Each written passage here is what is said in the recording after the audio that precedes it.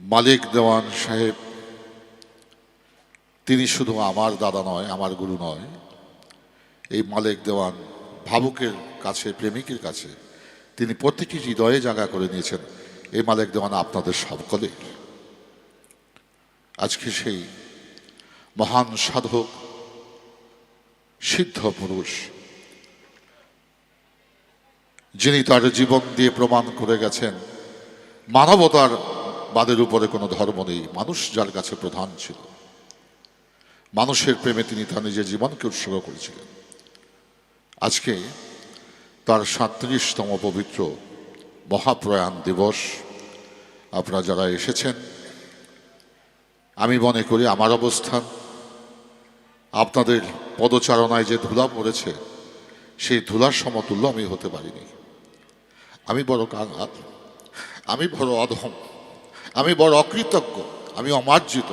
কিন্তু আমার একটা বিশ্বাস, এত প্রেমিকের সমাবেশ যেখানে ঘটে, সেই প্রেমিকের পদধূলি যেখানে পড়ে, সেখানে যদি আমি অবস্থান করি, আমার মনে হয় আমি যত পাপী তাপী অভাজন হই না কেন, এই পদচারণায় পদধূলি প্রেমিকের স্পর্শ পেয়ে আমার এই ক্ষুদ্র জীবনটা মহিমান্বিত হয়ে যেতে পারে।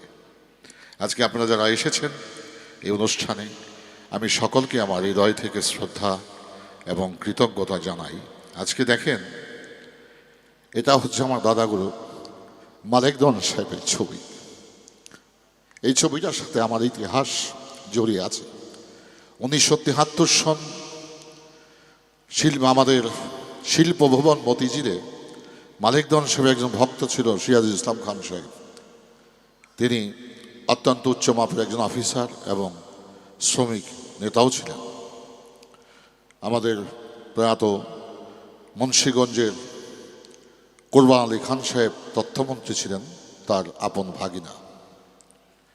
তো তার আয়োজনে আব্দুল আলিম, আমার দাদাগুরু মালিক দেওয়ান সাহেব, রথীন্দ্রনাথ রায় তখন ছিল যুবক, আমি ছিলাম অনেক ছোট। এই ছবিটির পাশে আমি সেদিন বসার সুযোগ হয়েছিল। আজকে সেই ছবিটি আমার ভাইগনা এটি করেছেন, ব্যানারটি করেছেন, ছবিটা দেখতেছিলাম। আজকে সেই ছবিটা আমাদের কাছে আছে, কিন্তু যারা মালিক দেওয়ান সাহেবকে দেখেছেন তাদের হৃদকপটে সেই ছবি আঁকা আছে। কিন্তু যারা দেখে নাই, যারা শুধু শুনেছে, এই শোনার মাধ্যমেও মালিক দেওয়ান সাহেবের বাণী এবং গানের জন্য তিনি অনেকের হৃদয়ে স্থান করে দিতে পেরেছেন। তাইলে বোঝা যায়, প্রেমিক মারা যায়, প্রেম কখনো মারা যেতে পারে না। প্রেমের কর্ম কখনো তার জবানে শেষ হয় না, ইতি হয় না। মালিক দেওয়ান সাহেব ছিল, আছে এবং থাকবে। তবে সেই মালিক দেওয়ান সাহেবকে ধারণ করতে হলে আমাদের অন্তরাত্মার হৃদয়কে পরিশুদ্ধ, পরিমার্জিত করতে হবে। শুধু গান গাইলেই হবে না, গান গেয়ে অর্থ উপার্জন করলেই হবে না, প্রচারে প্রসারে আরিফ দেওয়ান অনেক কিছু হলেই হবে না, যদি সে মানুষ না হতে পারে। তো মালিক দেওয়ান সাহেব সেই শিক্ষা দিয়ে গেছেন তার ভক্তবৃন্দর জন্য। তুমি গান শিখলে গায়ক হতে পারবে, অভিনয় করতে পারলে অভিনেতা হতে পারবে, তুমি যদি সাহিত্য রচনা করো সাহিত্যিক হতে পারবে, তুমি যদি গান লিখো তাহলে তুমি গীতকার হতে পারবে, তুমি দার্শনিক হতে পারবে, ডাক্তার হতে পারবে, প্রফেসর হতে পারবে, শিক্ষক হতে পারবে। কিন্তু ভাই, একজন মানুষ হওয়া বড় কঠিন। তা আমি তোমার জন্য মালিকের কাছে দোয়া করি, তুমি ভালো মানুষ হওয়ার চেষ্টা করো। তো পৃথিবীতে ভালো একজন মানুষ যদি কেউ হতে পারে, আমি মনে করি সেই মানুষটার সাথে আল্লাহর কোনো দূরত্ব থাকে না, সেই মানুষটি আল্লাহর জাতের সাথে লয় হয়ে যাবে। আর সেই মানুষটি ছিলেন দাদাগুরু মালিক দেওয়ান সাহেব। আজকের শিল্পীরা, আমি অনেক দিন পর আমি শিল্পীদের প্রতি কৃতজ্ঞতা এবং শ্রদ্ধা জানাই যে আজকে গানের ধারাবাহিকতা এত চমৎকারভাবে উপস্থাপন নিবেদন করেছে। আমি অত্যন্ত আনন্দিত, আশা করি আপনারা সকলেই খুশি হয়েছে। তো আজকে মালিক দেওয়ান সাহেবের এই মহাপ্রয়াণ দিবস উপলক্ষে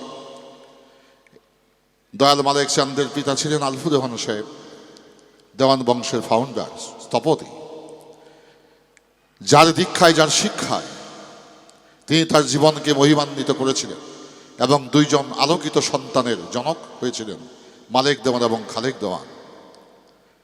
সেই আলফু দেওয়ান সাহেব, যার আশীর্বাদ, যার রুহানি ফায়েজ পেয়ে তিনি দেওয়ান বংশকে প্রচারে প্রসারে, আধ্যাত্মিকতায়, গুণে, জ্ঞানে, মাধুর্যতে পরিপূর্ণ করার যিনি পথ দেখিয়েছিলেন তিনি হচ্ছেন পীরে কামেল শাহ সুফি হজরত বাবা লঙ্কেশ্বর রহমতুল্লাহ। তার পবিত্র রওজা শরীফ আসামের শেষ প্রান্তে, নাগাল্যান্ডের বর্ডার এবং আসামের বর্ডার, এর মধ্যভাগে গোলাঘাট চাঁদমারি, সেখানে তার রওজা শরীফ প্রায় 10 বিঘা জায়গার উপরে। ব্রিটিশ গভর্নমেন্ট যাকে বন্দী করেছিলেন, শিকল দিয়ে বেঁধে রেখেছিলেন, সকালবেলা বেঁধেছে, দিন গেছে, পরের দিন সকালে গিয়ে দেখে সেই শিকলের ভাবে পড়ে আছে, সে মুক্ত হয়ে বসে আছে। একবার, দুইবার, তিনবার। যে মানুষটাকে শিকল দিয়ে বাঁধা যায় না, সেই মানুষটা কেমন হতে পারে? হযরত মনসুর হাল্লাজ, আপনার কি আমার কথায় বিরক্ত হচ্ছেন নাকি?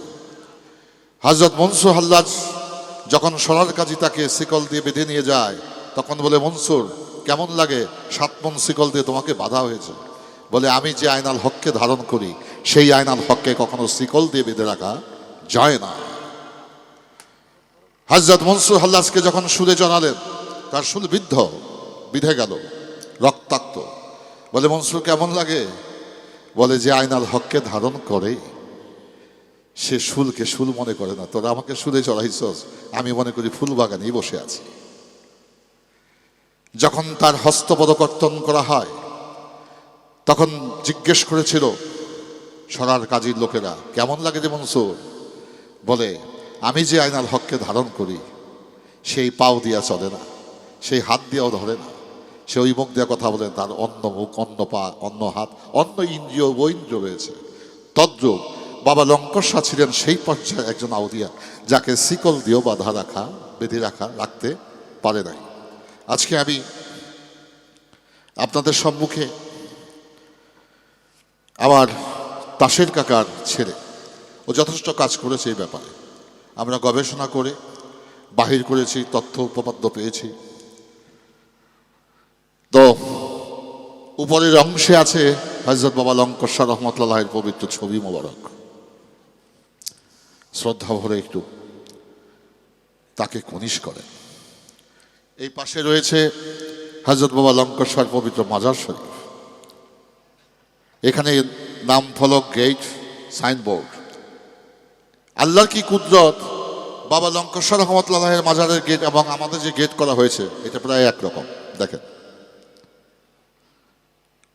এবং যে শিকল দিয়ে তাকে বেঁধে রাখা হয়েছিল, সেই শিকল এখনো আছে। সবচেয়ে আশ্চর্যের ব্যাপার, সেই মাজারটা হচ্ছে একটি আগর বাগানের মাঝখানে। সেই আগর গাছের কয়েকটি একত্রিত হয়ে আগর গাছটা একটা শিকলের রূপ ধারণ করে সেখানে এখন অবস্থান করছে। এটাই হচ্ছে সেই ছবি। আজকে আপনাদের জন্য, আমাদের জন্য অত্যন্ত অত্যন্ত মূল্যবান একটি পুরস্কার, যে আমরা দীর্ঘদিন গবেষণা করতে করতে করতে করতে আমরা সঠিক জায়গার পেয়েছি এবং সঠিক জায়গাটি আমরা চিহ্নিত করতে পেরেছি। তো আপনাদেরকে ধন্যবাদ। আমি আর কথা বাড়াবো না। আমাদের মাঝে অনেক শিল্পী আছেন এখন হয়তো বাকি গান করার, ওরা গান করবে, আমি গান শুনবো।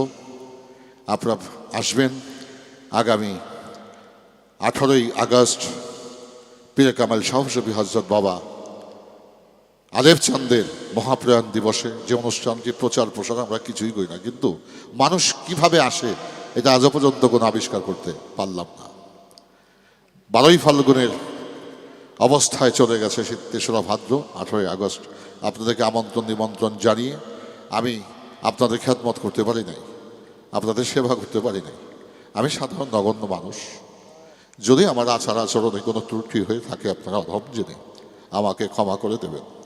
বাবা আলেপ চাঁদ সাহেব বলেছেন তার একটি গানে, আমি মনে ভাবি তাই আমার কেহ নাই, তুমি চাইলা না হে অধম কাঙ্গাল প্রাণী, আমি দ্বার আবার আর স্থান দেখিনি দয়াল তুমি বিনে।